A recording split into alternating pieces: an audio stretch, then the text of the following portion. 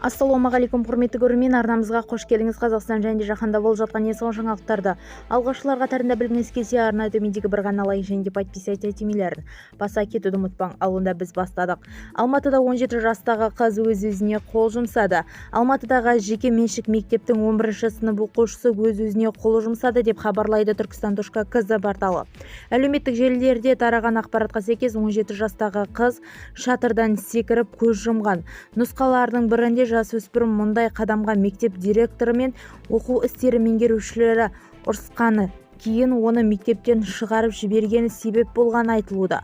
Бұған 1 қыркүйекте оқушының бейресми стильде келуі және қызыл лента тағып келгені түрткі болған көрінеді. Желіде марқұм болған қыздың мессенджеріндегі хат алмасулары скриншоты тарап жатыр.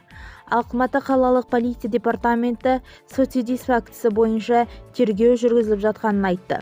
Аталған дерек бойынша Медеу отандық полиция басқармасы Қазақстан Республикасы ХК өзін-өзі жұмсау, өлтіру жеткізу бабы бойымен қылмыстық іс қозғады.